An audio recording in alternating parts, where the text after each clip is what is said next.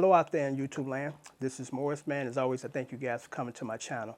Today I'm going to do a short special video for, I believe the name is Chorus World. And he had a question. He said, you mentioned in your other video that you're a songwriter.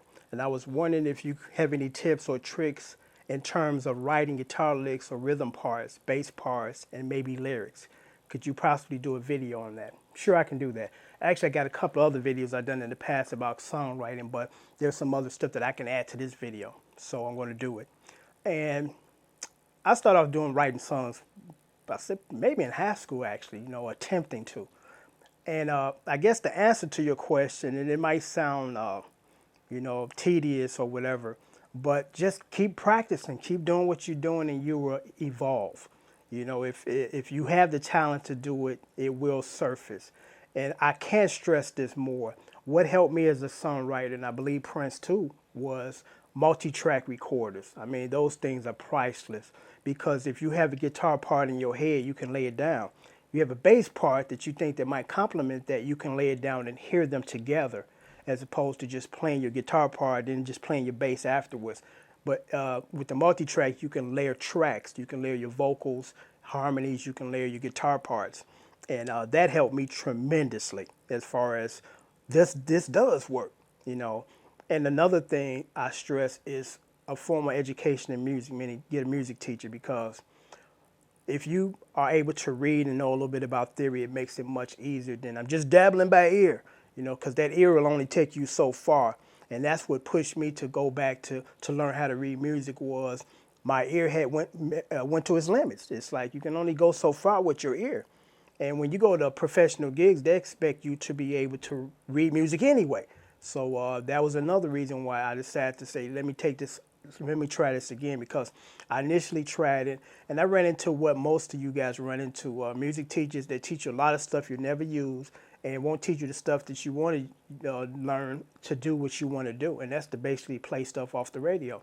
So, keep searching until you can find somebody, because I have some DVDs for sale, DVD 1 and 2, that cuts through the chase, because what I'm trying to do is what Scott the piano player has done for piano. I'm trying to do the same for guitar, meaning that instead of you studying for 5 years and just kind of giving up and realizing that you can't do or play the way you want to, I cut through the chase as far as things that you need to know now and practice, and you'll be able to play this stuff off the radio in a couple of months as opposed to 7, 8 years down the line, because it's not necessary for the music teachers to give you all this stuff. But they've been trained or taught to teach you that way. So it's not that they're deliberately trying to sabotage your growth as a musician. They've been taught a certain way and they passing it on. But it doesn't have to be that way. Because what I know now, I could have learned within a year time if I would have been able to know what I needed to know and work on just those things. But now I know, and I'm trying to pass that on to the newer generation, where you don't have to rely on tabs as far as people telling you where to put your fingers and all that nonsense, because I really don't believe in that. You want to know why you're putting your fingers there, because if you know why, you don't have to have somebody just tell you, put your finger here on the 3rd fret and then take the other. That's a waste of your time, and it really is. But I'm going to touch on a few things that I didn't touch on in these other videos. And the first one was the multi-track recorder. You can get a cheap Tascam recorder for like maybe $50 on eBay. Those things are priceless. Again, you can lay down your ideas. One of the other things I want to touch on was, and I really wasn't going to get into this because I got to be careful, because if I don't do it right, I could get my tail sued, and I don't want to go there. But what I'm talking about is the concept of ghostwriting. And what ghostwriting is when someone else or a group of other people compose a musical piece, or it could be a comedy piece, and another person takes credit for it. And how that works is you write something and you decide, or someone comes to you and say, I would like to, use this and claim it as my own. I will give you a large amount of money up front, and then you have to sign a release form, a gag order, to say that, later, I wrote that, because they don't want you to do that. So they either give you a large money sum up front, or you can go the traditional way of keeping your rights to the song, your name, credits on there, and you get paid royalties. And with the royalty thing is, you know, you don't know what's going to be a hit. You know, you might write a song that you think is going to be a hit, and it sells only a few units, and you get like maybe $50 to $200 to $500 off the whole total thing as far as the royalties, as opposed to someone saying, I'm gonna give you $25,000 to $50,000 today to take this song, because we do see the potential. So a lot of times you make your decision on your own, because I'm one of them people where I want to separate fame and fortune. I want the fortune, you can keep the fame, because I want to be able to go to the grocery store and go get milk and bread without somebody pointing me out, tugging on me, threatening me, stalking me. You know, I never was one of them people that want to be in the front spotlight. I'm one of them guys behind the scenes that's writing and arranging.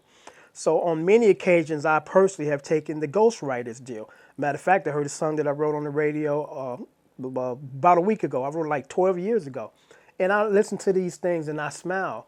And a lot of people don't realize the things that I have accomplished, because I can't tell them because of the legality of it. And I can live with that, because again, you know, it was about taking care of my family, you know, being able to provide for them, not necessarily, I wrote that song, but I only got $500. So, you know, that is a route that you can take. There's nothing wrong morally about that. It's a business arrangement, because the music industry is about imagery as well as talent. You could be a very nice looking person, male or female, but you don't have no talent. But they can market your beauty. You know, get some people that write for you and you claim you wrote it, and they can market that. But there's some people that look like average people that they say, well, we can't market you in that way that we can market these beautiful people.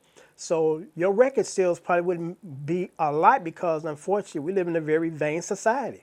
And I totally understand that. And I'm like, okay, well, I just want the money. It ain't that I'm greedy for money, but I'm like, okay, this is an agreement and we compromise. Because again, I could do without the fame, you know, just as long as I'm able to take care of myself and my family in the style that I'm accustomed to, I'm fine with that. So, you know, that's kind of the spill on ghostwriters, because there are a lot of people that have written a lot of big hits that you hear on the radio that they don't get credit for. They will never get credit because of that imagery thing. And, you know, they wrote all this stuff because a lot of people think that Prince back in the day wrote all that stuff. No. Andre Simone wrote half of that stuff back in the 70s. Morris Day wrote some of that stuff, and some other people. But Prince took 100% credit, because he kind of paid them off, and the record company wanted to market him as, this is the guy that can do everything. He play all these instruments, he write all the songs. And, you know, he can write many songs by himself, but a lot of those big songs back in the day, Andre Simone co-wrote them, you know. But Andre Simone can't really talk about that, you know. Let's see. I touched on that. I'm not going to make this one long. Again, I'm just going to kind of, you know, emphasize as far as the writing thing. That comes naturally. When you're around people that do that, you start to develop that ability to do that. So I recommend, you know, if you're guitar players, try to play a little bass, because it's good to be able to play at least two instruments if you're thinking about writing songs, because you can approach the songwriting from the guitarist aspect and the bass player. And if you play keyboards, a little of that, you can do that too. I wrote a lot of my stuff by myself because I can play all these instruments. So I know where these instruments lie, you know, within the spectrum of the song and the stereo spectrum. So, you know, I recommend, you know, trying to pick up another instrument and not necessarily being prolific on it, but just play it well enough to write down your ideas as far as I came with a nice bass line. Now, what can I do as far as a guitar part to accompany that and complement that? And you can play it yourself and lay it down on your multi-track, and you can kind of hear.